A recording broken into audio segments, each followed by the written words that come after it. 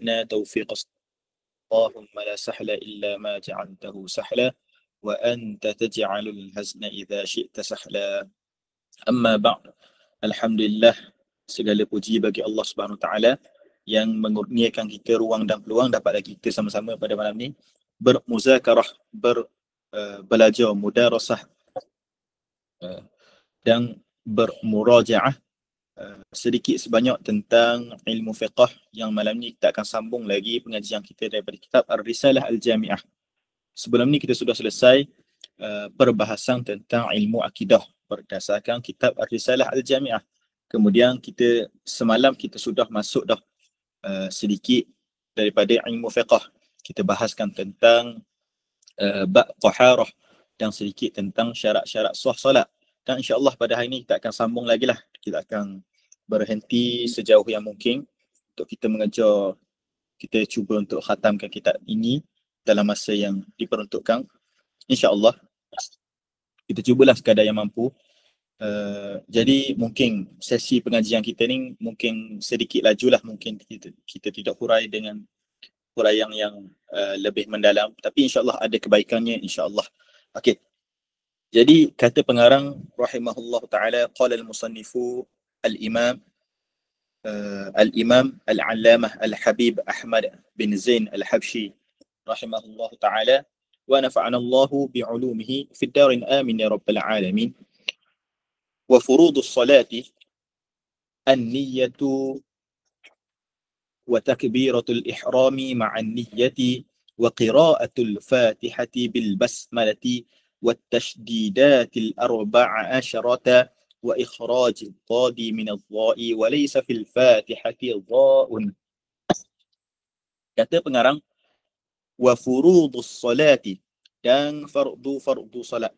Sebelum ni kita sebut dah bahawasanya di dalam kitab fiqh apabila disebutkan tentang fardu ataupun disebutkan tentang rukun, kebiasaannya membawa kepada makna yang sama, membawa kepada makna tidak sah sesuatu perkara itu melainkan dengannya, wajib dilakukan dan tidak sah sesuatu perkara itu melainkan dengannya. Kebiasaannya membawa maksud yang sama, tetapi adalah sebahagian keadaan yang fardu membawa satu makna dan rukun membawa makna yang lain. Okey, apalah waktu yang lain. Dan hamba ada sebut dah, kalau kita perhatikan cara penulisan oleh para fuqaha ni, para fuqaha mutaakhirin, kadang-kadang mereka akan menggunakan, apabila membicarakan tentang rukun solat, mereka akan menggunakan istilah arkanus solah. Okay. Kita penuntut ilmu sebolehnya kita berbahasa ataupun kita menggunakan lafaz-lafaz yang digunakan oleh para ulama. Kita tiru uslub mereka. Kita tak perlu pun buat ayat yang baru. Kita guna sahaja uslub mereka dan ubah mengikut konteks yang kita nak. Sebab ahli ilmu ni mereka pilih perkataan ada makna di sebaliknya. Okey, cuma perkataan yang dipilih sini furud lah. Kebiasaannya digunakan perkataan arkan. Okey, tak apa. Maksud yang sama saja. Yang pertama pengarang kita pilih adalah an-niyyatu. Fardu solat yang pertama adalah an-niyyah. Okey, jadi jelaslah sebab apa? Sebab solat adalah ibadah. Dan setiap ibadah berhajat kepada niat. Dan kita sebut dah pada semalam, niat tempatnya adalah permulaan ibadah. Okey, niat tempat dia adalah permulaan ibadah. Kecuali beberapa ibadah yang mana niat boleh diawalkan. Antaranya puasa. Antaranya juga pada masalah mewakilkan sembelihan korban, dan betul juga pada masalah membayar zakat. Okey. Ada beberapa keadaan dikecualikan daripada mesti meletakkan niat pada permulaan ibadah. Keadaan tersebut adanya pengecualian kerana adanya dalil, adanya hadis Nabi yang membenarkan perkara tersebut. Kalau tidak, mestilah niat berada pada permulaan ibadah. Jadi permulaan ibadah solat adalah niat. Okey. Niat kita sebut dah pada semalam. Tempat niat adalah hati. Adapun lisan, para ulama menggalakkan, mengatakan sunat untuk berlafaz dengan lisan. Berlafaz niat dengan lisan. Kerana apa? kerana untuk membantu hati dalam menghadirkan niat. Membantu hati untuk sedar, aku nak semayang ni. Usalli fardhu zuhri. Okey, sebagai contohlah. Ataupun dia tidak berlafaz dengan niat dalam bahasa Arab. Dia berlafaz niat dengan bahasa Melayu. Sebab apa? Sebab tujuan berlafaz dengan niat untuk membantu hati dalam menghadirkan niat. Jadi kalau dia payah untuk berlafaz dalam bahasa Arab, dia berlafaz dalam bahasa Melayu. Ataupun dia berlafaz dalam bahasa Inggeris. I intend to pray Zuhur. Tak ada masalah. Sebab tujuan dia berlafaz, tujuan dia untuk membantu hati, untuk dia sedar, aku ni sekarang nak mayang. Gitu. Okey. Dan dalam masalah niat sembahyang akan dibincangkan tentang qasad, ta'arud, ta'yin. Okey. Dalam masalah niat sembahyang ada pembahagian dulu. Kalaulah sembahyang itu adalah sembahyang fardu. Kalau sembahyang itu adalah sembahyang fardu. Ataupun hamba sebut dulu, kita akan bahagikan kepada 3 keadaan. Sembahyang fardu, sembahyang sunat yang mempunyai sebab ataupun mempunyai waktu, dan yang ketiga adalah sembahyang sunat mutlak. Okey. Kalau itu adalah sembahyang fardu, maka wajib untuk dia berniat dengan adanya qasad. Qasad maksudnya aku sembahyang. Itu qasad. Kemudian dia pula perlu hadirkan adanya ta'yin, ditentukan. Aku sembahyang zuhur sebagai contoh, untuk membezakan di antara satu sembahyang dengan sembahyang yang lain. Sebab dia sembahyang, boleh jadi dia sembahyang zuhur, boleh jadi dia sembahyang asar, boleh jadi dia sembahyang dan seterusnya lah. Fahalum majarran. Maka dia perlu ta'yin, wajib dia ta'yin. Sebagai contoh, aku sembahyang zuhur. Okey. Dan wajib juga dia ta'arrud ataupun fardiyah, untuk membezakan solat yang disembahyang itu fardu ataupun sunat. Jadi apabila dia tentukan bahawa solat itu adalah fardiyah, dia ta'arrud solat tersebut adalah fardu, jadi jelas aku sembahyang fardu zuhur. Cukuplah niat dia. Okey, dia nak berlafaz dengan niat. Aku sembahyang fardu zuhur. Selesai. Okey, aku sembahyang fardu zuhur. Usalli fardu zuhri. Selesailah. Hak itulah hak diwajibkan dalam niat dia. Sekiranya sembahyang itu adalah sembahyang fardu. Okey. Kalaulah sembahyang itu adalah sembahyang sunat yang mempunyai sebab ataupun mempunyai waktu, maka diwajibkan kepada dia qasad dan ta'yin. Maksudnya wajib untuk dia qasad. Qasadnya maksudnya dia tahu, dia aku nak sembahyang ni. Aku akan takbir Allahu Akbar ni kerana aku nak sembahyang. Qasad. Dan dia ta'yin. Aku nak sembahyang apa? Aku sembahyang witir sebagai contoh. Aku sembahyang tarawih sebagai contoh. Aku sembahyang duha. Okey. Sembahyang sunat yang mempunyai waktu ataupun mempunyai sebab. Kalaulah itu adalah sembahyang sunat mutlak. Sembahyang sunat mutlak memadai dengan qasad sahaja. Aku sembahyang. Maksudnya dia akan takbir hal keadaan dia hadir dalam hati dia bahawasanya Allahu Akbar, aku sembahyang. Okey, memadai dah. Jadi 3 keadaan. Kalaulah sembahyang itu adalah sembahyang fardu, maka wajib qasad, ta'arrud dan ta'yin. Kalau sembahyang itu adalah sembahyang sunat ataupun sembahyang sunat yang mempunyai waktu ataupun mempunyai sebab, maka wajib ke atas dia adanya qasad dan ta'yin. Dan kalaulah solat itu hanyalah solat sunat mutlak, memadai dengan qasad sahaja. Aku sembahyang. Okey. Itu perbahasan tentang niat. Tempat niat kita sebut tadi permulaan ibadah, iaitu permulaan ibadah bagi sembahyang adalah lafaz Allahu Akbar. Permulaan niat bagi ibadah sembahyang adalah takbir, lafaz Allahu Akbar. Jadi apabila dia sebut sehinggalah ra pada bar Allahu Akbar, di dalam tempoh permulaan ibadah yang dibuat dalam sembahyang tersebut, mestilah adanya niat. Mestilah dia melafazkan Allahu Akbar berserta dengan dia sedar bahawasanya, dia hadir hati dia bahawasanya aku sembahyang fardu zuhur. Begitu. Okey, jelas. Apa lagi perbahasan tentang niat? Di dalam mazhab Syafi'i mestilah niat diletakkan pada permulaan ibadah ketika mana Allahu Akbar. Tidak memadai letak niat awal.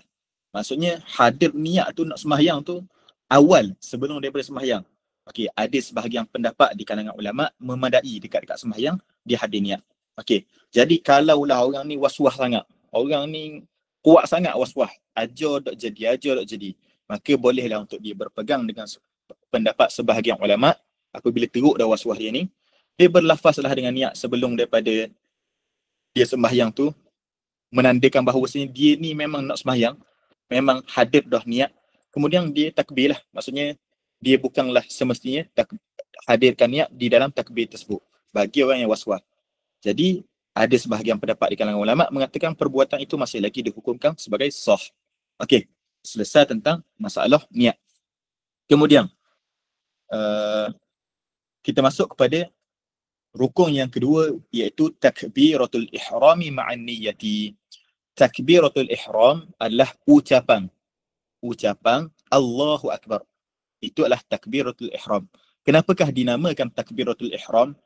Dinamakan takbiratul ihram kerana dengan lafaz, dengan satu ucapan Allahu Akbar tersebut menyebabkan haramnya perkara yang sebelum ini halal. Sebelum dia mengucapkan Allahu Akbar dengan tujuan untuk sembahyang, halal untuk dia bercakap, halal untuk dia makan, minum dan sebagainya. Tetapi apabila dia masuk sahaja ke dalam sembahyang, tidak lagi dihalalkan bagi dia perkara-perkara tersebut. Okey, dinamakan takbiratul ihram ma'an niyyati, berserta dengan niat. Kita sebut rehat tadi. Kerana takbiratul ihram adalah perkara yang pertama yang dilakukan di dalam sembahyang. Jadi niat diletakkan pada awal-awal ibadah. Di dalam sebuah hadis Nabi sebut miftahus salati takbir wa tahlilu taslim atau kama qala, pembuka kunci kepada sembahyang, pembuka kepada sembahyang adalah takbir dan penghalal kepada sembahyang adalah ucapan salam atau kama qala Nabi SAW. Okey.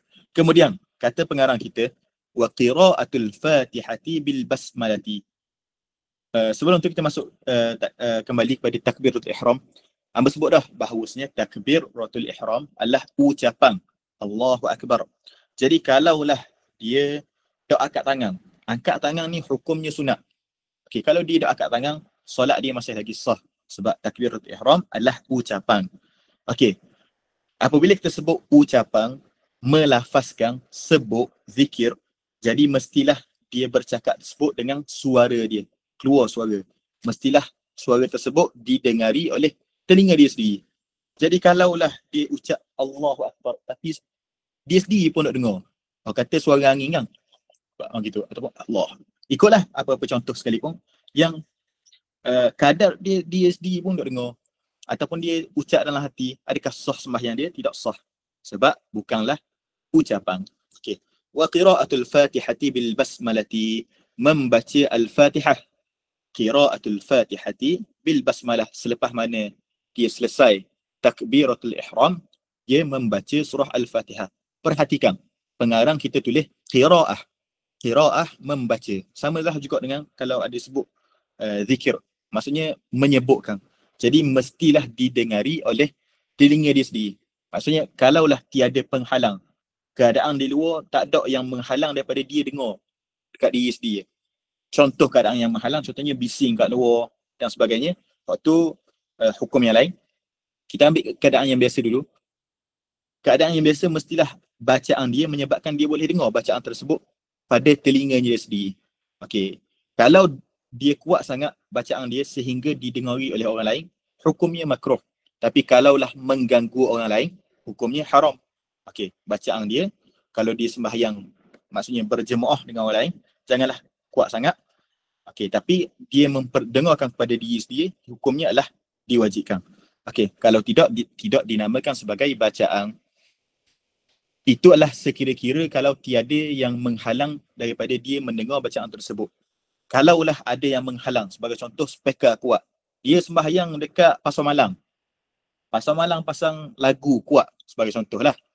Dia nak cakap pun kena tepik. Adakah wajib dia sembahyang dalam keadaan tepik supaya dia dengar dekat telinga dia? Tidak. dibaca sahaja pada kadar bacaan yang biasa, yang mana dianggarkan kalaulah tak ada penghalang tersebut, maka didengari pada telinga dia.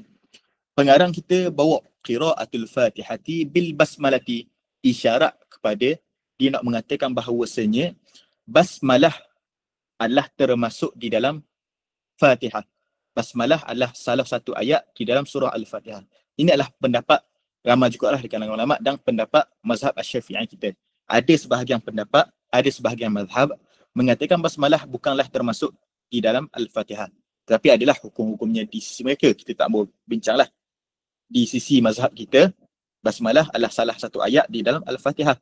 Jadi kalaulah seseorang tersebut membaca surah Al-Fatihah tanpa baca basmalah, maka tidak sahlah Fatihah dia. Wat tasdidatil arba'a asyrata, dan hendaklah dia membaca 14 tasydid di dalam surah Al-Fatihah. Okey, maksudnya hendaklah dia raikan tasydid. Tasydid adalah ibarat kepada dua huruf. Okey, tasydid adalah ibarat kepada dua huruf. Jadi kalaulah dia mengqasarkan, dia tidak baca dengan tasydid, dia menggugurkan tasydid, bermakna dia sudah menghilangkan satu huruf daripada surah Al-Fatihah. Jadi tidak sahlah Al-Fatihah dia. Kemudian wa ikhrajid dhadi min adh-dha'i, dan hendaklah dia membaca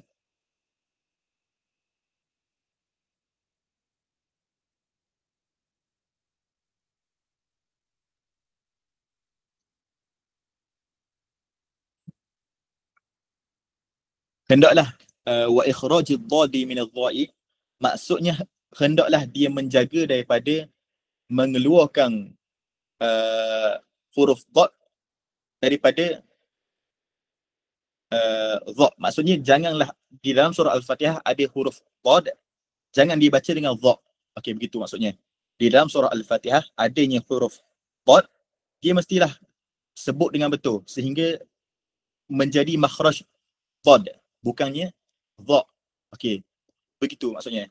Sebab pengarang kita orang Yaman dan sebahagian orang awam di kalangan maksudnya sebahagian penduduk Yaman, ada sebahagian mereka yang membaca huruf dhad dengan dha, dan adalah beberapa huruf lain yang mereka baca dengan ditukarkan huruf. Jadi pengarang kita membawa satu penjagaan, hendaklah jaga. Maksudnya huruf dha baca dha, jangan baca dha. Kemudian disebut lagi walaisa fil Fatihati dha'un, dalam Fatihah tak ada pun dha. Okey, jadi jangan membaca dengan dha, baca dengan dha. Maksud di sebaliknya yang sebenarnya adalah hendaklah menjaga setiap huruf, menjaga setiap huruf-huruf di dalam surah Al-Fatihah.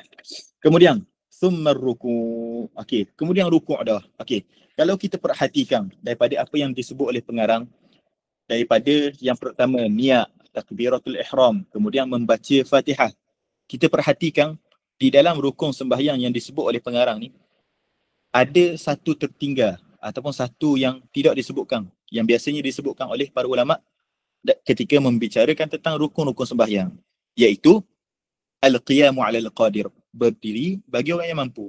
Okey, kerana apa pengarang kita dok sebut dekat fardu sembahyang, rukun-rukun sembahyang, iaitu berdiri bagi orang yang mampu, sebab dia sebut dah sebelum ni dekat syarat sah sembahyang. Okey, jadi kebiasaannya para ulama di dalam membahaskan tentang rukun-rukun sembahyang, mereka akan sebut satu lagi, iaitu berdiri bagi orang yang mampu.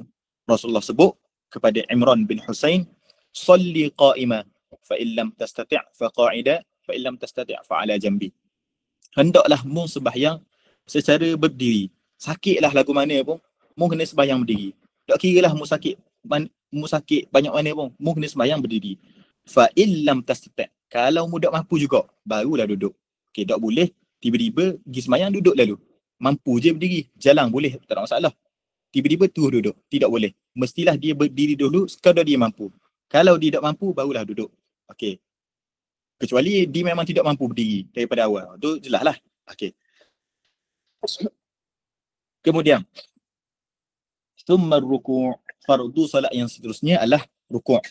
Okey. Kemudian pengarang kita menerangkan tentang perkara yang wajib kita jaga apabila rukuk, iaitu wayajibu an yanhaniya bihaitsu tanalu rahatahu rukbatayh. Wajib untuk dia tunduk. Yajibu an yanhaniya, wajib untuk dia tunduk, membongkok. Bihaitsu, dengan sekira-kira. Sekira-kira tanalu rahatahu, mencapailah oleh dua tapak tangannya, rukbataihi, dua lututnya. Okey, ini adalah sekurang-kurang rukuk. Okey, jadi atas daripada ni belum lagi dinamakan rukuk.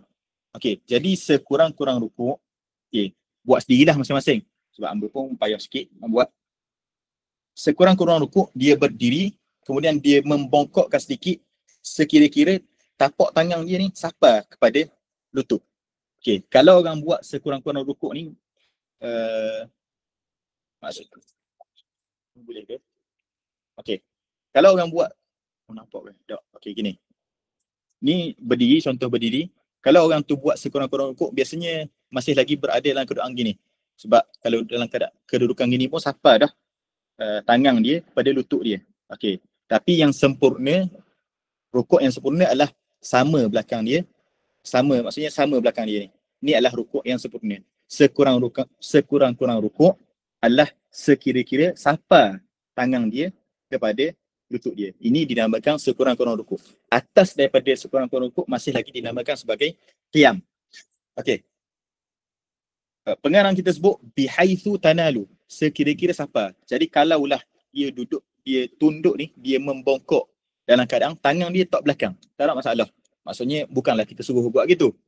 Okey, kalau dia niat bermain-main, batal juga sembahyang dia. Tapi kalaulah dia berada dalam keadaan tersebut, masih lagi sah solat dia, masih lagi sah rukuk dia. Wa yatma'inna fihi wujuban hatta taskuna a'dha'uhu, dan wajiblah dia yatma'inna, tenang. Wajiblah dia tenang, fihi, di dalam fir rukuk, di dalam rukuk, wujuban, akan secara wajib, hatta taskuna a'dha'uhu, sehingga tenanglah, tetaplah a'dha'uhu, anggotanya. Maksudnya rukun solat yang seterusnya mestilah adanya tumakninah. Apakah maksud tumakninah? Maksud tumakninah yang sebenar adalah adanya pemisah di antara satu rukun dengan rukun yang seterusnya. Asal rukun adalah berdiri, kemudian rukun. Okey, selepas daripada rukun adalah i'tidal. Tidak boleh dia turun membongkok untuk rukuk, kemudian terus bangun untuk i'tidal tanpa adanya pemisah. Wajib dia datangkan pemisah yang memisahkan di antara rukuk dan i'tidal. Pemisah tu qadar lama mana? Para ulama menyebutkan qadarnya bacaan subhanallah. Okey, tidak semestinya dia sebut subhanallah. Diam apa? Dia diam digir dalam hati dia. 1, 2, 3, 4, 5. Ya dah. Sebagai contoh dia. Okey, maksudnya sah dah. Maksudnya ada dah pemisah di antara rukuk dia dan i'tidal. Okey, jadi tumakninah maksudnya adanya pemisah di antara satu rukun kepada rukun lain. Pemisah ni, datang ke pemisah ni, hukum dia apa? Wujuban. Mestilah dia datangkan pemisah ni secara wajib. Okey, selepas mana dia datangkan dah pemisah dengan qadar subhanallah ni, thumma li'tidal, dia pun bangun untuk i'tidal. I'tidal maksudnya adalah kembali kepada qiyam. Kemudian wa yatma'innu fihi wujuban, dan hendaklah dia tumakninah di dalam i'tidal secara wajib. Maksudnya dia bangun i'tidal mestilah adanya pemisah di antara i'tidal dan turun untuk rukuk. Tak boleh dia bangun untuk i'tidal terus dia turun rukuk begitu. Okey, bangun i'tidal terus rukuk, tidak boleh. Mestilah dia bangun i'tidal, ada dulu pemisah yang memisahkan di antara i'tidal dia dengan turun untuk sujud. Okey, salah sebut tadi. Adanya pemisah di antara bangun dia kepada i'tidal dan turun kepada sujud. Kemudian thumma sujudu marratain, kemudian dia sujud 2 kali. Wal julusu baina sajdatain, dan rukun yang seterusnya adalah dia duduk di antara 2 sujud. Wa yatma'innu wujuban fil kulli, dan hendaklah dia datangkan tumakninah secara wajib pada semua sekali. Hendaklah dia datangkan tumakninah di dalam sujud, dan hendaklah dia datangkan tumakninah pada duduk di antara 2 sujud. Al-julusu baina sajdatain, duduk di antara 2 sujud. Dia duduklah macam mana pun, ikutlah dia duduk. macam mana pun, asalkan perbuatan tersebut dinamakan duduk, maka sah duduk dia, sah rukun solat dia. Dia duduklah, dia nak duduk sela ke, dia nak duduk, ikutlah duduk gana pun, duduk lonjor kaki ke, tak ada masalah. Maksudnya duduk tersebut dihukumkan sah, sembahyang dia dihukumkan sah. Okey, tapi jangan dia main-main lah. Kalau dia main-main, batal lah sembahyang dia sebab dia main-main. Okey, jangan, maksudnya dia duduklah keadaan macam mana sekalipun. Okey, cuma yang afdal adalah dia duduk secara tawarruk. Okey, itulah. Tawarruk ke iftirash. Dah ingat, terlupa. Okey, maaf lah, kita lagi cek mula. Tapi dia duduk dalam keadaan tahiyat awal tu lah. Okey, lagi yang bercek mula. Ya, jadi dia mari dok teringat. Okey, tak apalah. Kemudian kata pengarang summa sujudu marratain, hendaklah dia sujud 2 kali. Antara perkara yang perlu dijaga pada sujud adalah makna sujud itu sendiri adalah berada dalam keadaan bahagian belakang lebih tinggi daripada bahagian depan, punggung lebih tinggi daripada kepala. Jadi kalaulah ada keadaan, sebagai contoh, ada produk buat, dia sujud atas kursi. Dia sujud atas kursi tu, yang mana kursi tu ada bahagian meja kat depan. Dia kata sebab orang ni tak mampu untuk sujud, maka dia sujud dalam keadaan itu. Adakah sah perbuatan sujud tersebut? Okey, maka kita bukan hukumkan solat dia. Kita nak kabur adakah perbuatan tersebut dinamakan sujud yang asal yang kita bahaskan ni? Maka tidak, sebab sujud adalah menjadikan bahagian belakang lebih tinggi daripada bahagian depan. Dan mestilah bahagian depan ni dia beratkan kepala dia sekira-kira kalaulah diletakkan kapas dekat tempat sujud dia, kepek kapas tu. Okey, mestilah adanya at-tahammul bir-ra'si. Dia mestilah memberatkan kepala dia tersebut. Okey. Tu antara perkara yang dititik beratkan dalam perbahasan sujud lah. Sebenarnya masalah-masalah ni panjang lagi perbahasan dia. Cuma kita tidak sempat untuk bahaskan sebab kita nak laju kan. Okey. Wa yaf'alu baqiyar raka'ati kadzalika, dan dia buatlah sekalian rakaat, baki-baki rakaat seperti itu. Wa tasyahhudul akhiru wal qu'udu fihi fardun, dan tasyahud akhir wal qu'udu fihi fardun. Kata pengarang kita, di antara fardu solat adalah tasyahud akhir. Tasyahud akhir adalah ucapan. Tasyahud akhir adalah ucapan. Kita namakan juga sebagai tahiyat akhir. Okey, bacaan tu lah. At-tahiyyatu lillah, at-tahiyyat. Kalau bacaan pendek dia, kita boleh ada disebutkan lepas ni. Wa aqallut tasyahhudil wajibi at-tahiyyatu lillah, salamun alayka ayyuhan nabi. Tak apalah kita baca lepas ni. Waktu lah bacaan tu. Wal qu'udu fih, dan duduk di dalam tasyahud akhir itu adalah fardu juga. Kemudian wat tasyahhudul awwalu wa qu'uduhu sunnah. Akan tetapi tasyahud awal dan duduknya adalah sunat. Sunat ni adalah sunat muakkadah. Tasyahud awal dan duduk pada tasyahud awal hukumnya sunat. Wassalatu 'alan nabi sallallahu alaihi wasallam ba'da at-tasyahhudil akhiri wa qabla as-salami fardun, dan sembah dan solat dan selawat ke atas nabi selepas tasyahud akhir dan sebelum salam hukumnya adalah fardu. Okey, kemudian pengarang kita membawa ucapan ataupun lafaz sekurang-kurang salam. Wassalamu minas solati, dan sembahyang silap ucapan salam di dalam solat hukumnya adalah fardu. Maksudnya akhir perbuatan sembahyang tersebut adalah ucapan salam. Kata pengarang kita, ucapan salam tersebut di dalam sembahyang hukumnya adalah fardu. Wa aqalluhu wa aqallus salami, sekurang-kurang ucapan salam, assalamualaikum. Okey, adalah lagi perbahasan dia tentang masalah ni, cuma kita tinggalkan. Wa aqallut tasyahhudil wajibi, dan sekurang-kurang tasyahud yang wajib, sekurang-kurang ucapan tasyahud yang wajib. At-tahiyyatu lillah, segala penghormatan hanyalah milik Allah Subhanahu Wa Taala. Salamun alayka ayyuhan nabi, selepas mana kita memberikan penghormatan kepada Allah, kita pun mengucapkan salam ke atas nabi. Salamun alayka ayyuhan nabi wa rahmatullahi wa barakatuh, dan rahmat Allah dan keberkatan daripada Allah ke atas nabi. Salamun alayna wa ala ibadillah salihin, salam sejahtera ke atas kita semua. Ke atas kita semua. Wa ala ibadillahis solihin. Dan ke atas hamba-hamba Allah yang soleh. Jadi, di dalam sembahyang, adanya ucapan salam ke atas Nabi dan juga adanya ucapan salam terhadap diri kita. Adanya doa kesejahteraan terhadap diri kita. Dan adanya doa kesejahteraan terhadap orang-orang yang soleh. Jadi, kalaulah kita nak sentiasa didoakan dengan doa kesejahteraan, hendaklah kita menjadi orang soleh agar kita masuk di dalam ucapan salam wa ala ibadillahis solihin. Asyhadu an la ilaha illallah wa anna Muhammad Rasulullah. Ucapan tasyahud. Aku naik saksi. Aku meyakini dengan hati aku dan aku berpegang dengannya bahawasanya tiada Tuhan yang layak disembah melainkan Allah Subhanahu Wa Taala. Wa anna Muhammad Rasulullah. Dan Nabi Muhammad adalah pesuruh Allah kepada sekalian alam. Kemudian wa aqallus salati ala nabi sallallahu alaihi wasallam Allahumma salli ala Muhammad. Okey, sebelum kita masuk sekurang-kurang solat selawat yang disebutkan di sini at-tahiyatu lillah salamun alayka ayyuhan nabi wa rahmatullahi wabarakatuh ni, ini adalah sekurang-kurang ucapan tasyahud. Maksudnya pengarang letak ucapan tasyahud hak paling pendek sekali. Jadi kalau orang tu gaduh nak kita tandah dan sebagainya, dia baca hak pendek ni pun memadai dah, sah dah sembahyang dia.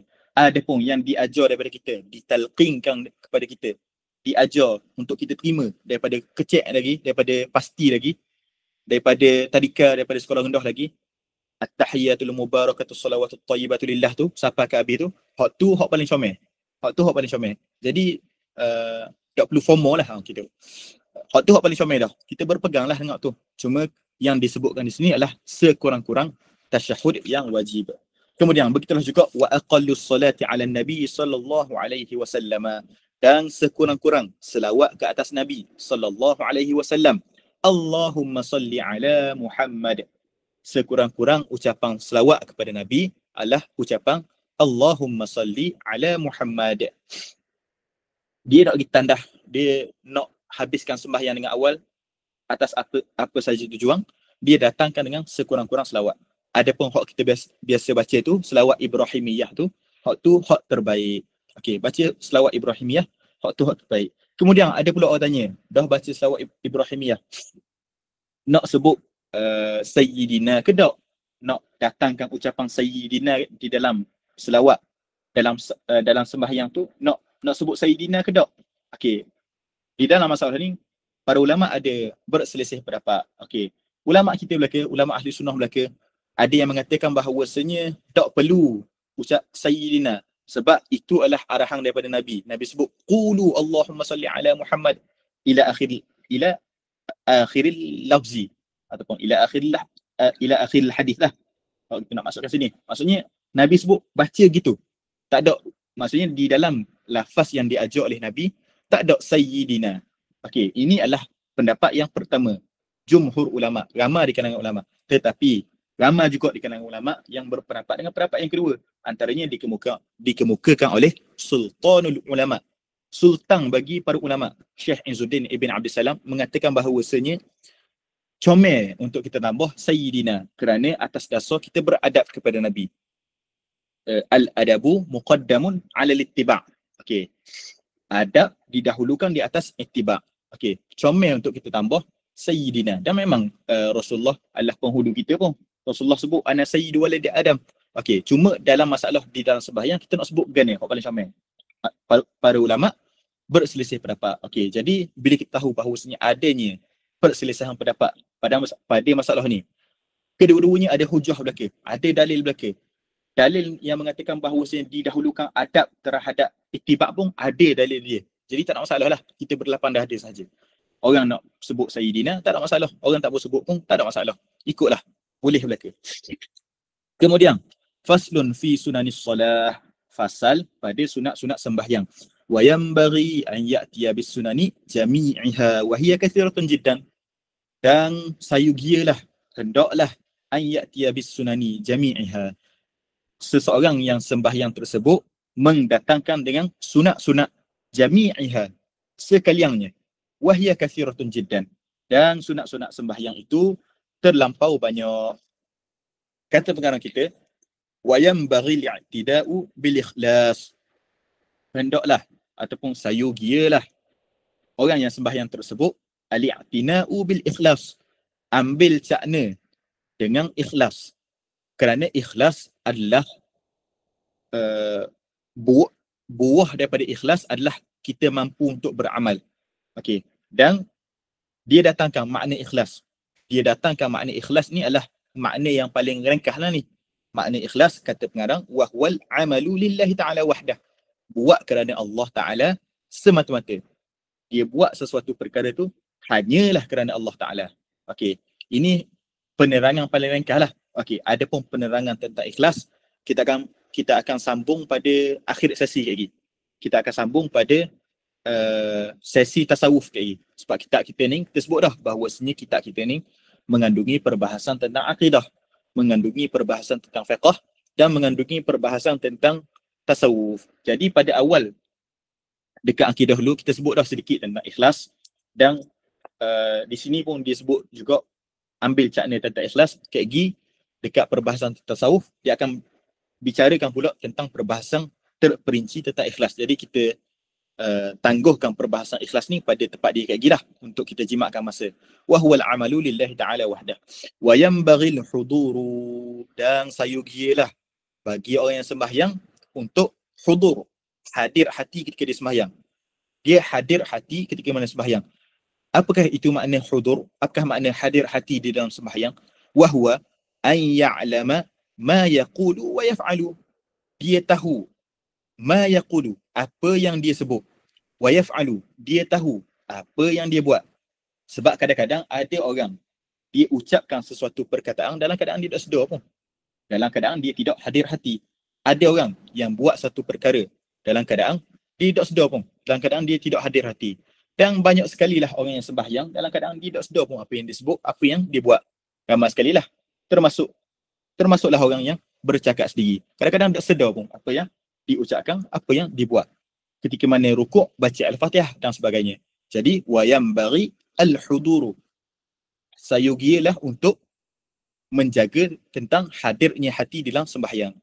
Sekurang-kurang, hadir hati ni adalah dia tahu secara umum. Sebagai contoh, orang awam, dia tak belajar bahasa Arab. Dia tak tahu pun bahasa Arab. Cuma bacaan-bacaan dalam sembahyang ni, dia hafaz saja. Jadi, sekurang-kurang, adakah wajib dia tahu makna satu-satu i'rab dan sebagainya? Tidak. Sekurang-kurang dia tahu bahawasanya aku sedang bertasbih kepada Allah sebagai contoh. Aku sedang berzikir kepada Allah. Aku sedang membaca Al-Fatihah sebagai contoh. Memadai dah. Dia tahu secara umum begitu. Wal khusyu'u, dan hendaklah dia menjaga khusyuk. Ataupun hendaklah dia khusyuk. Wa yambagil khusyu'u, hendaklah dia, sayugilah dia khusyuk. Apakah makna khusyuk? Orang ramai cakap khusyuk dalam sembahyang, khusyuk dalam sembahyang. Khusyuk ni gini, khusyuk ni gini. Okey, ni pengarang kita bawa takrif khusyuk. Dan takrif khusyuk inilah yang sentiasa dikedepankan oleh ramai di kalangan ulama, iaitu sukunul a'dha'i wa hudurul qalbi. Okey, jadi hari ni tak ingat kenapa kita belajar depan pun ingat hak ni. Makna khusyuk adalah sukunul a'dha' wa hudurul qalbi. Okey, dua perbahasan. Sukunul a'dha' wa hudurul qalbi.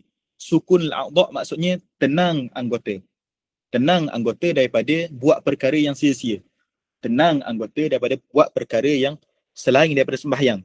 Garu sini, ataupun buat gini, buat gitu. Anggota dia tetap sahaja. Anggota dia tetap pada perbuatan sembahyang sahaja.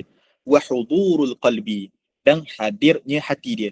Hadir hati kita sebut dah sebelum ni, iaitu dia mengetahui apa yang dia buat, dia mengetahui apa yang dia sebutkan. Memadai bagi orang awam terutamanya, ditahu secara umum bahawasanya aku baca surah Fatihah, aku baca ni surah, aku membaca surah di dalam Al-Quran untuk surah tu sebut, ataupun aku tahu bahawasanya imam tu tengah baca surah ni. Okey, memadai dah. Okey, yang terbaik adalah dia fahamlah semua yang dibaca. Tetapi kalau dia faham secara umum begitu, ketika mana dia rukuk, dia faham, aku ni sedang berzikir kepada Allah. Memadai dah. Memadai dah untuk dikatakan bahawasanya hadirnya hati. Okey, jadi khusyuk itu apa? Khusyuk adalah sukunul a'dha' wa hudurul qalbi. Okey, ingatlah ni. Okey. Kemudian wa tadabburul qiraati, dan tadabbur al-qiraah, perhati bacaan. Maksud tadabbur sebenarnya adalah dia faham di sebalik penafsiran. Okey. Jadi para ulama mengatakan bahawasanya terutama dalam bidang ulum Quran akan dibahaskan tentang perkara ini. Al-Quran ada makna dia. Maknanya dihuraikan oleh para ulama tafsir. Okey. Al-Quran, lafaz-lafaz Al-Quran tidak boleh untuk kita huraikan semahu kita. Tidak boleh. Kita tidak cukup alat dia. Kita tidak cukup ilmu dia. Maka kita bergantung kepada para ulama mufassir yang menghuraikan ayat-ayat tersebut. Okey. Level yang pertama adalah tafsir. Dan selepas daripada tafsir adalah tadabbur. Maksudnya selepas dia tahu makna ayat tersebut, dia renung kembali ayat tersebut. Okey, itu adalah tadabbur yang sebenar.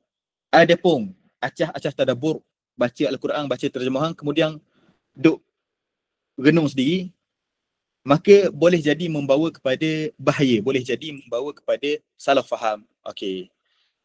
Tak ada masalah dia nak baca terjemahan. Cuma berhati-hati dalam nak dia sendiri nak meletakkan makna. Makna ni mesti gini. Makna dia mesti gini. Okey. Sedangkan dia hanya berpada dengan terjemahan. Okey. Berhati-hati daripada buat perkara tersebut. Kemudian, watafahumuha, dan memahami bacaan-bacaan di dalam sembahyang.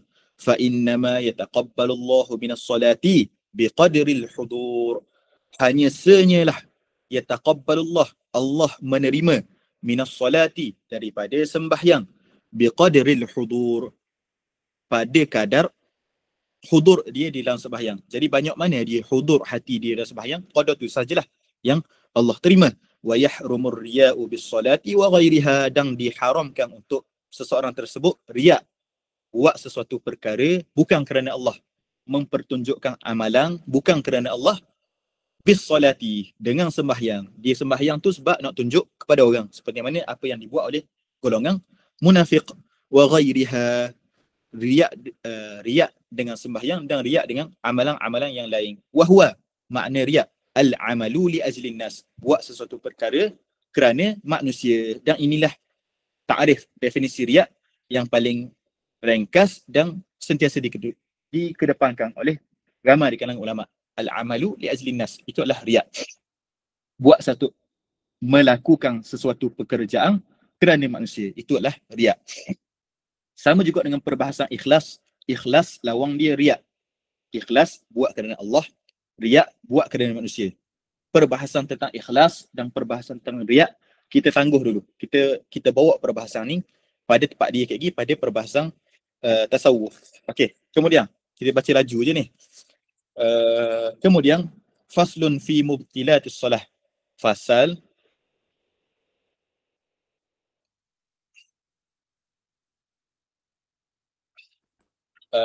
Fasal pada perkara-perkara yang membatalkan sembahyang.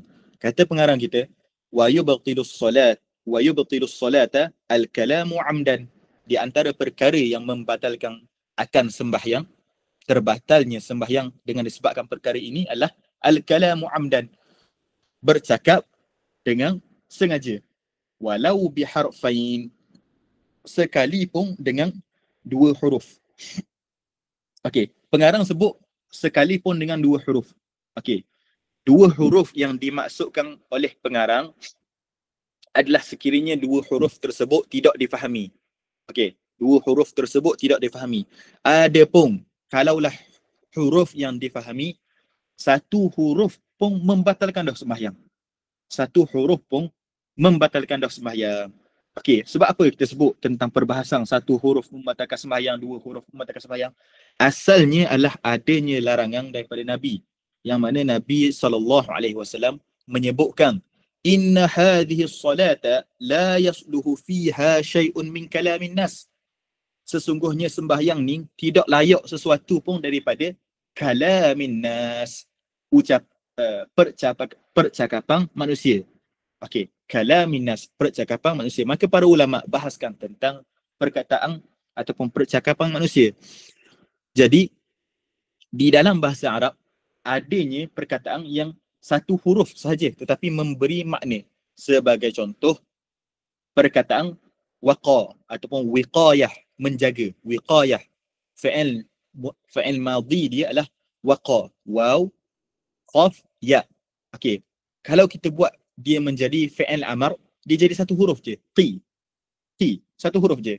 Jadi sekalipun satu huruf tetapi memberi faham kepada orang, jadi dikirakan sebagai kalamin nas, dikirakan sebagai percakapan manusia. Maka sekalipun satu huruf membatalkan sembahyang. Okey, jadi kita ambil satu kaedah.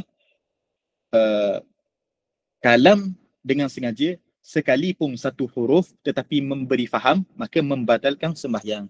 Kalaulah ucapan kalam dengan sengaja tetapi satu huruf yang tidak memberi faham, tidak membatalkan sembahyang sebab tidak dinamakan sebagai kalamin nas.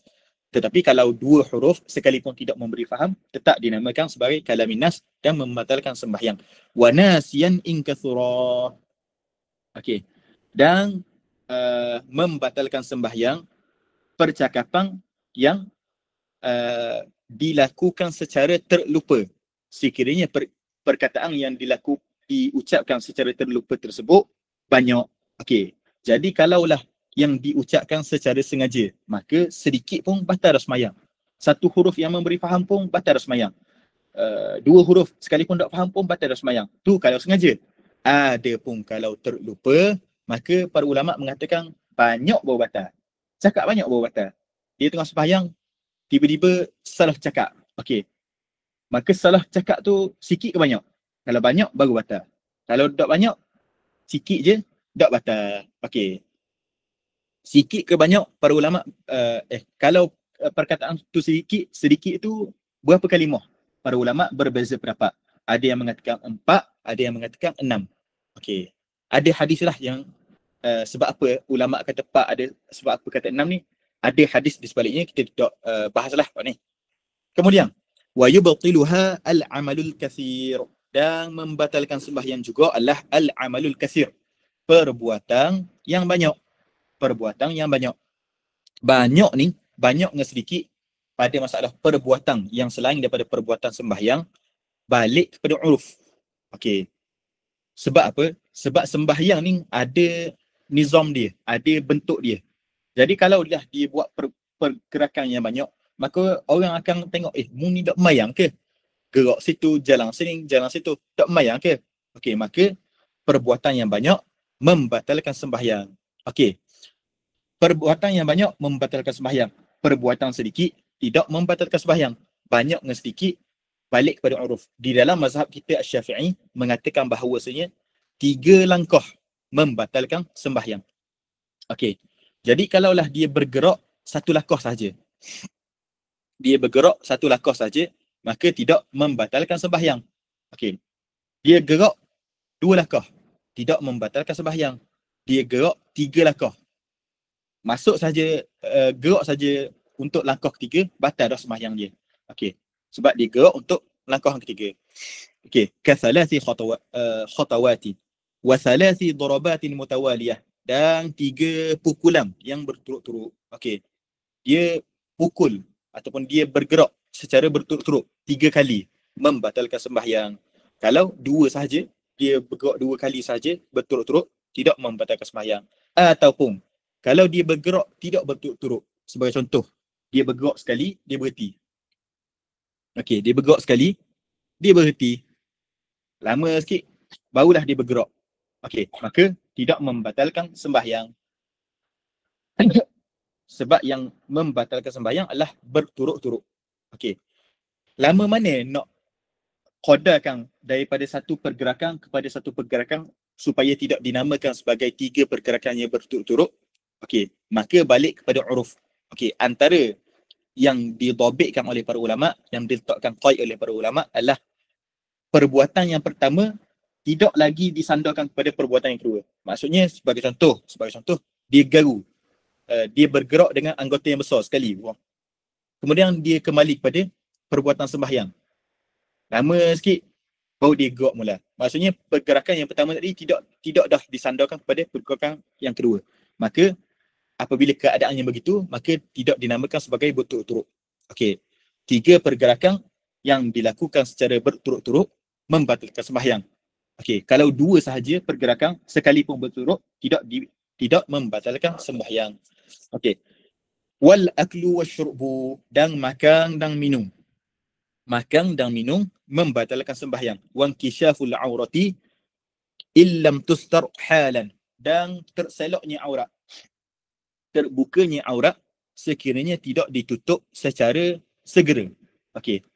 Maksudnya kalaulah terseloknya aurat, inkisyaf ni maksudnya berlaku secara mutawa'ah, berlaku secara tidak sengaja, berlaku secara apatah terjemahan mutawa'ah, berlaku secara terjadi begitu. Okey. Terseloknya aurat. Okey. Bukan dia selok, tapi terselok, tersingkap aurat dia. Kalaulah dia lock gitu, batal solat dia. Tetapi kalau dia tutup dengan segera, maka tidak batal solat dia. Ini secara ringkas lah ni. Sebab kita nak laju sikit, minta maaf lah. Wa wuqu'un najasati alaihi illam tulqa halan min ghairi hamlin. Dan jatuhnya najis ke atasnya illam tulqa halan, sekiranya dia tidak buang dengan segera, min ghairi hamlin, tanpa dia menanggung najis tersebut. Okey. Jadi kalaulah sebagai contoh jatuhnya najis terhadap pada pakaian dia, sebagai contoh pada kopiah dia. Sebagai contohlah, kita buat contoh, dia sembahyang di depan cermin. Dia nampak cicak berok atas kopiah dia. Dia nampak. Kemudian dia terus tulqa halan, dia terus campak dengan segera, min ghairi hamlin, tanpa dia tanggung. Maksud apakah tanpa dia tanggung? Dia tepis. Sak gitu. Tepis, jatuh. Kalau dia tanggung, dia ambil kopiah, dia akak, tok tepi. Ataupun dia ambil kopiah, dia tok tepi. Ataupun ridak dia, kalau dok tanggung, maksudnya dia tepi. Kalau dia tanggung, maksudnya dia akak ridak dia buang tok tepi. Okey, maksudnya dia menanggung pakaian yang terkena najis tersebut, maka hukumnya batal sembahyang dia.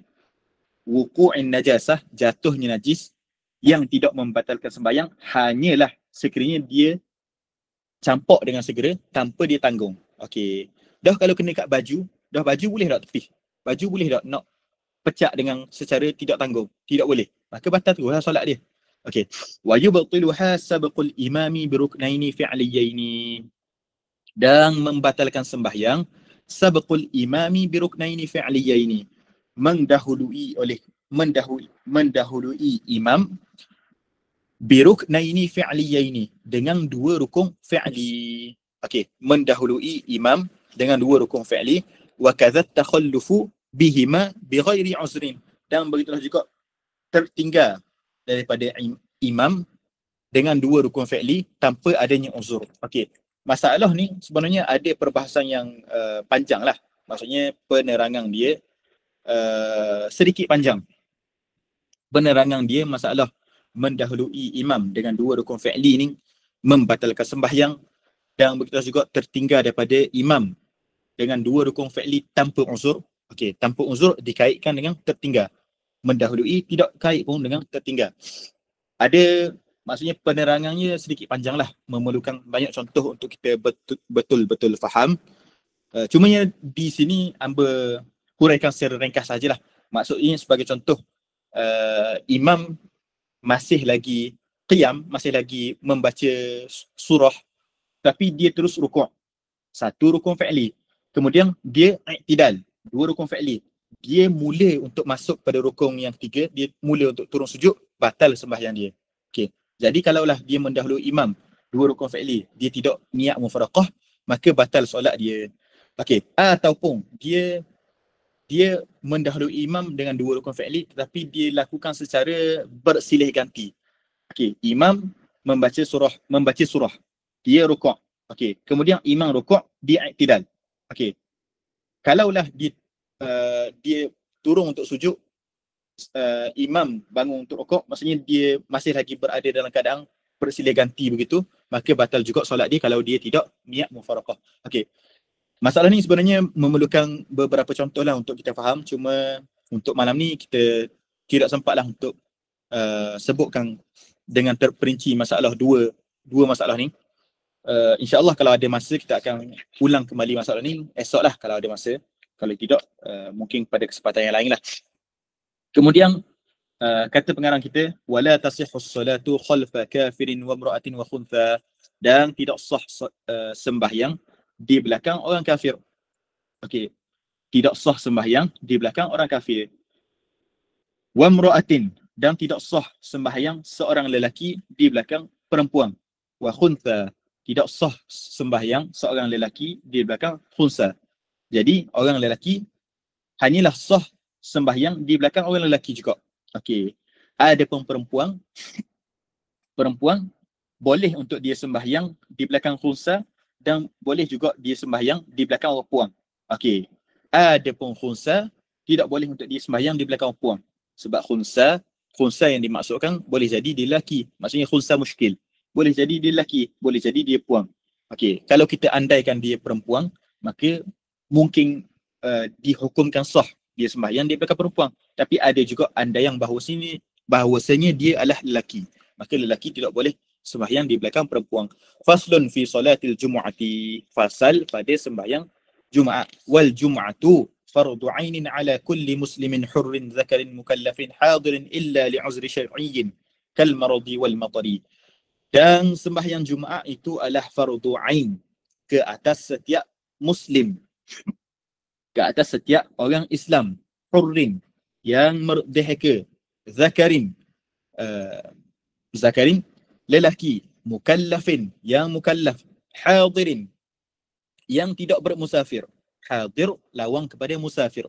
Hadir maksudnya dia tidak bermusafir, sama ada dia bermukim ataupun dia bermastautin. Illa li'uzri syar'iyyin, illa li'uzrin syar'iyyin, kecuali tidak wajib terhadap dia oleh uzur syar'i. Maksudnya tidak wajib ke atas dia sekiranya dia mempunyai uzur syar'i. Kal maradi, seperti mana dia adalah orang yang sakit, ataupun dia menjaga orang yang sakit. Mumarrid, sama ada dia orang yang sakit ataupun dia mumarrid, dia orang menjaga orang yang sakit. Wal matar, dan hujang. Okey, perbahasan ini juga adalah perbahasan yang panjang, cuma hamba sebut secara ringkas saja. Kita masuk secara ringkas, iaitu perkara yang disebutkan oleh pengarang adalah bagi orang yang mempunyai ciri-ciri yang disebutkan ni: muslim, hurrin, zakarin, mukallafin, hadirin, hukum Jumaat terhadap dia adalah fardu ain. Okey, maksudnya wajib dia menghadiri solat Jumaat. Kalau dia tidak menghadiri solat Jumaat, maka berdosa ke atas dia. Pada masalah solat Jumaat, ada beberapa kategori dalam kita nak meletakkan pengkelasan kepada orang. Pengkelasan kepada setiap kategori tersebut. Ada kategori yang mana kita kategorikan masalah Jumaat ni pada masalah orang yang dikira sebagai 40 orang. Ada kategori yang dikirakan orang yang sah sembahyang Jumaat. Ada kategori yang fardu ain terhadap dia sembahyang Jumaat. Apa yang disebutkan oleh pengarang ni salah satu saja, iaitu fardu ain terhadap dia sembahyang Jumaat. Okey, kita sebut sedikit beza dia. Sebagai contoh, muslim. Okey, muslim jelas, maksudnya orang kafir tidak wajib Jumaat. Dan kalau orang kafir buat Jumaat pun tidak sah, jelas waktu. Hurrin, merdeka, maksudnya hamba tidak wajib terhadap dia pergi salat Jumaat. Akan tetapi kalaulah dia pergi juga, sah tak sembahyang Jumaat dia? Sembahyang Jumaat ni maksudnya buat 2 rakaat lah. Sah tak sembahyang Jumaat dia? Okey, maka hukumnya sah. Okey, nampak tak beza dia? Okey, orang yang merdeka wajib ke atas dia pergi solat Jumaat. Okey, lawang merdeka adalah hamba. Kalau hamba pergi juga, sah tak sembahyang Jumaat dia? Sah. Hamba wajib tak pergi sembahyang Jumaat? Tidak wajib. Okey, selesai yang pertama. Dan kita boleh juga masuk masalah merdeka pada masalah bilangan 40. Di antara ciri orang yang dikira dalam bilangan 40 adalah mesti orang merdeka. Kalaulah hamba pergi solat Jumaat, adakah dikira di dalam 40? Tidak dikira. Zakarin, lelaki. Okey, jadi lelaki wajib ke atas dia pergi solat Jumaat. Kalaulah dia tidak pergi, maka hukumnya berdosa. Lawang pada lelaki, perempuan. Okey, perempuan wajib tak dia pergi solat Jumaat? Tidak wajib. Kalau dia pergi juga, sah tak sembahyang Jumaat dia? Sah. Maksudnya perempuan pergi solat Jumaat, buat 2 rakaat lah. Sah tak sembahyang dia? Sah. Okey, tetapi adakah dikira di dalam bilangan 40? Tidak dikira. Mukallaf, maksudnya lawang kepada mukallaf adalah kanak-kanak sebagai contoh. Tidak, belum lagi baligh. Kalau budak-budak pergi solat Jumaat juga, adakah sah sembahyang dia? sah sahaja. Selama mana dia mumayyiz lah. Okey. Tetapi adakah dikirakan berdosa kalau dia tidak pergi? Tidak. Okey. Begitulah juga seterusnya pada masalah hadir, ada perbahasan yang sedikit panjang tentang beza orang yang bermukim, bermustautin dan musafir. Kita tidak ingin masuk dengan lebih dalam sangatlah sebab kita nak kejar sedikit masa. Kecuali ketika masalah orang yang hadir ni, lawang kepada hadir adalah musafir. Jadi maksudnya orang yang bermusafir, orang yang berada dalam keadaan safar, tidak wajib terhadap dia mendirikan solat Jumaat. Okey, jadi orang yang bermusafir tidak wajib untuk dia menghadiri Jumaat. Boleh dia tidak hadir solat Jumaat. Boleh saja, tak ada masalah. Okey. Kalau dia hadir juga solat Jumaat, adakah dikira dalam bilangan 40? Tidak dikira. Adakah sah sembahyang dia? Sah. Okey. Cuma pada masalah orang yang bermusafir, musafir yang macam manakah yang dikirakan sebagai rukhsah daripada menghadiri Jumaat? Maka jawabnya adalah musafir yang dilakukan sebelum masuknya waktu wajib terhadap dia menghadiri Jumaat. Bilakah masuknya waktu seseorang tersebut wajib menghadiri Jumaat? Masuknya subuh hari Jumaat. Masuk subuh hari Jumaat, orang yang bermukim, orang yang bermustautin, lelaki, wajib dia hadir Jumaat pada hari itu. Jadi kalaulah dia bermusafir, Khamis malam, Khamis malam Jumaat dia bermusafir, sebelum subuh hari Jumaat, maka boleh untuk dia mengambil rukhsah tidak menghadiri Jumaat. Jadi kalau dia bermusafir selepas subuh dah hari Jumaat, dia bermusafir pukul 8 hari Jumaat, masih lagi wajib dia menghadiri solat Jumaat. Sebab dia bermusafir selepas daripada wajib dah terhadap dia menghadiri solat Jumaat. Kemudian wa min syurutil jum'ati al-khutbatan, dan di antara syarat-syarat Jumaat adalah 2 khutbah. Mendengar 2 khutbah. Bukan mendengar 2 khutbah. Di antara syarat sahnya Jumaat adalah adanya didahului oleh 2 khutbah. Ada beza itulah. Ada hamba sebutkan bukan mendengar tadi tu, ada perbahasan sikitlah, cuma tak mahu terperincikan di sini. Wa arkanuhuma hamdulillahi ta'ala, dan rukun-rukun bagi 2 khutbah tersebut adalah memuji Allah Subhanahu Wa Ta'ala, memadai dengan alhamdulillah. Dia nak pendek aja, alhamdulillah. Wassalatu ala nabi sallallahu alaihi wasallam. Allahumma salli ala Muhammad. Dia naik di atas mimbar, alhamdulillah, Allahumma salli ala Muhammad. Wal wasiyatu bit taqwa fihima, dan berwasiat takwa pada kedua-dua khutbah tersebut. Allah ittaqillah. Alhamdulillah, Allahumma salli ala Muhammad, ittaqillah. Wa qira'atu ayatin minal Qur'ani fi ihdahuma, dan membaca satu ayat daripada Al-Quran pada salah satu daripada kedua-dua khutbah tersebut. Alhamdulillah, Allahumma salli ala Muhammad, ittaqullah, qul huwallahu ahad. Kemudian dia duduk. Sah dah khutbah pertama dia.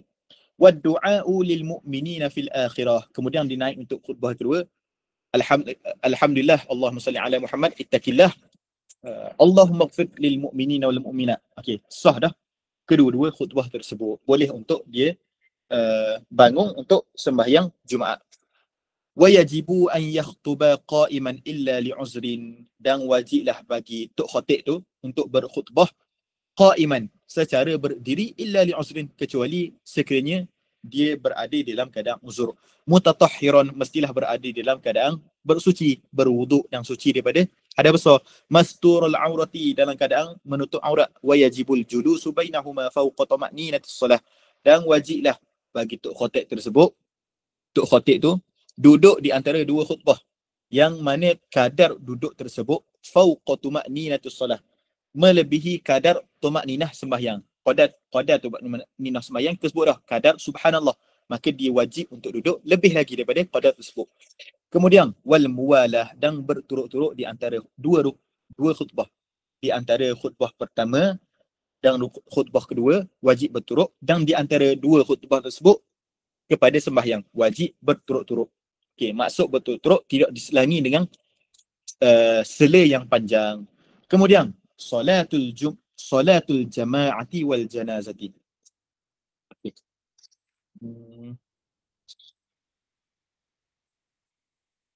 kita habiskan pada masalah sembahyang ni lah. Kita tinggalkan bab puasa dan yang lain tu insya-Allah pada esok hari lah. Kemudian wa salatul jama'ati wa salatul janazati fardu kifayatin. Kata pengarang kita, solat jemaah. Solat jemaah adalah solat fardu 5 waktu tu lah. Okey, dilakukan secara berjemaah. Hukumnya macam mana? Sembahyang subuh secara berjemaah di masjid qaryah, di masjid balad, di masjid kota. Okey. Bukan hukum yang disebutkan fardu kifayah ni bukan sembahyang rumah. Okey. Hak tu tidak termasuk dalam perbincangan kita. Hak yang dimaksudkan dengan fardu kifayah solat jemaah ni adalah solat jemaah yang dilakukan di masjid kota, di masjid kampung tu. Okey, masjid laluan orang utama, bukan masjid yang khusus untuk tempat tu. Okey. Hak tu yang kita bincangkan. Apakah hukum solat jemaah bagi solat 5 waktu pada tempat tersebut? Hukumnya adalah fardu kifayatin. Okey, para ulama di dalam mazhab Asy-Syafi'i berbeza pendapat dalam masalah hukum solat berjemaah. Ada yang mengatakan sunnah muakkadah, ada yang mengatakan fardu kifayah. Jadi pengarang kita memilih pendapat yang mengatakan bahawasanya solat berjemaah hukumnya fardu kifayah. Maksud fardu kifayah, kalaulah dalam kampung tersebut, pada masjid kampung tersebut, tak ada seorang main subuh. Okey, tak ada seorang yang main subuh secara berjemaah dekat kampung tu, maka satu kampung berdosa, itu masuk fardu kifayah. Wa salatul janazati, dan begitulah juga solat jenazah, hukumnya adalah fardu kifayah. Pandangan yang kedua dalam mazhab kita mengatakan bahawasanya solat jemaah hukumnya sunnah muakkadah. Sunnah muakkad. Ada pendapat di dalam mazhab yang lain mengatakan solat jemaah hukumnya adalah fardu ain. Okey. Ada yang mengatakan bahawasanya hukumnya adalah wajib. Wajib. Okey, tak apalah. Untuk pendapat yang mazhab lain tu, hamba tangguh sedikit lah. Okay, sebab dia ada beza, ada yang mengatakan fardu ain, ada yang satu lagi mengatakan bahawasanya solat yang dilakukan secara bersendiri itu sah tapi berdosa. Okey, tu pendapat mazhab lain lah. Okey, mazhab kita di antara fardu kifayah ataupun sunnah muakkadah. Kita bahas secara ringkas saja. Wal aidani wal kusufani wal witru sunanun muakkadatun. Dan sembahyang, dua sembahyang hari raya, wal kusufan, dan dua sembahyang gerhana, wal witru, dan sembahyang witir, hukumnya adalah sunanun muakkadatun, sunnah-sunnah yang muakkadah, sunnah-sunnah yang kuat tuntutan. Okey, jadi pengarang kita ni memang susung ikut maratib dah ni. Sembahyang sunat yang paling utama, yang paling besar ganjaran dia adalah sembahyang 2 hari raya. Sebab ada pendapat di kalangan ulama yang mengatakan hukumnya fardu. Ada yang mengatakan bahawasanya hukumnya fardu kifayah. Okey, tapi pendapat di sisi mazhab kita adalah sunnah muakkadah. Wal kusufani, dan solat 2 gerhana. Okey, solat 2 gerhana. Gerhana matahari, gerhana bulan. Ada kaifiat dia yang tersendiri. Wal witru, dan sembahyang witir. Sembahyang witir pun berlaku perselisihan di kalangan ulama. Mazhab Hanafi mengatakan bahawasanya sembahyang witir hukumnya adalah wajib. Tetapi pendapat mazhab kita mengatakan hukumnya adalah sunnah muakkadah. Okey. Sembahyang 2 hari raya sunat dilakukan secara berjemaah. Sembahyang gerhana, 2 gerhana ni sunat dilakukan secara berjemaah. Sembahyang witir pada bulan Ramadan sunat dilakukan secara berjemaah. Lain daripada bulan Ramadan, sunat yang comelnya buat sendiri je. Buat sendiri-sendiri. Okey. Okey, tak apalah. Wa kadza rawatibus salati ad-duha wat tarawih.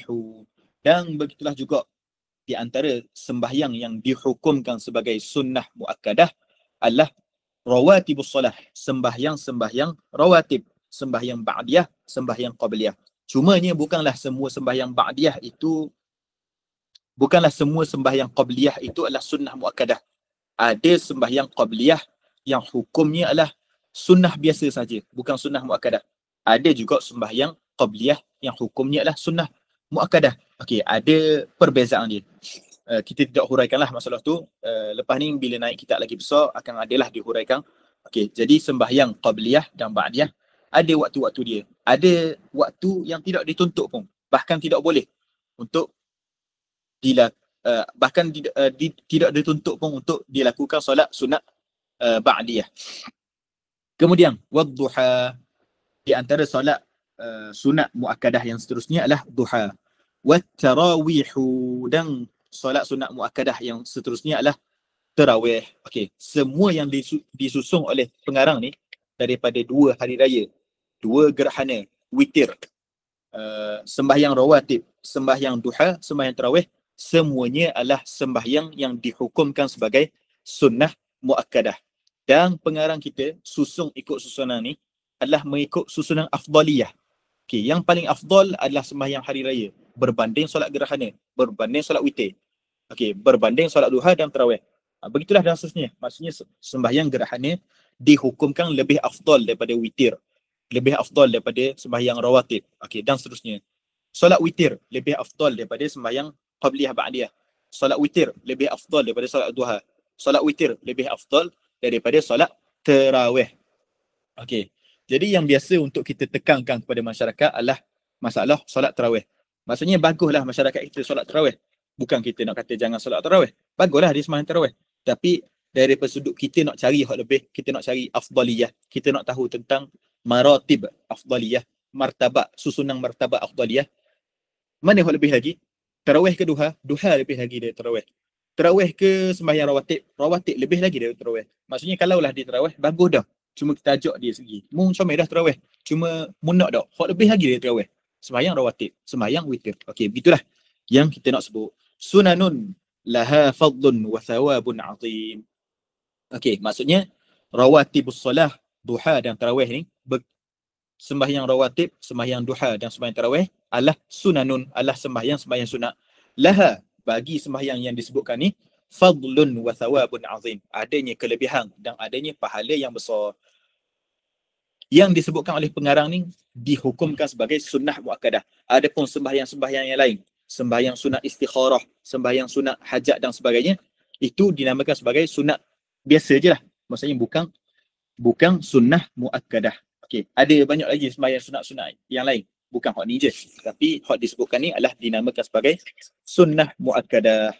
Babus saumi, wallahu alam. Kita sambung pada esok lah insyaAllah. Jadi minta maaf lah hamba laju sedikit sebab nak kerja untuk kita cuba untuk khatamkan kitab ni. Dan kita pun terlewat dah sedikit daripada perancangan asal hamba. Jadi insyaAllah lah untuk esok kita cubalah untuk khatamkan kitab ni. Mungkin kita memerlukan sedikit masa yang lebih pada esok hari. Cuma tidak banyak dah pun. Kita berbaki lagi bab puasa dan sedikit sahaja bab zakat. Kemudian sedikit sahaja bab haji. Okey, maksudnya kita tidak bahas secara panjang pun kitab ni. Dalam bab zakat, dalam bab haji. Dia bahas secara ringkas saja. Kemudian kita masuk kepada bab tasawuf. Okey. Jadi insya-Allah kita cuba untuk habiskan kitab ni esok kalau sempat. Kalau tidak sempat mungkin kita memerlukan sesi yang lain lah. Ala maqdarullah, di atas apa yang ditentukan oleh Allah Subhanahu Taala. Kita cuba dah untuk laju, dan mungkin banyak dah perkara yang tidak sempat untuk dihuraikan dengan lebih baik, boleh ditampung dengan sesi pembelajaran yang lain lah lepas ni. Jadi kalau ada sebarang persoalan, bolehlah tanya. Sekadar apa yang saya tahu saya jawab lah, yang tidak tahu saya tak jawab. Okay. Saya buka untuk persoalan dulu lah. Kalau tak ada, kita boleh terus serahkan kepada pengurusi majlis lah.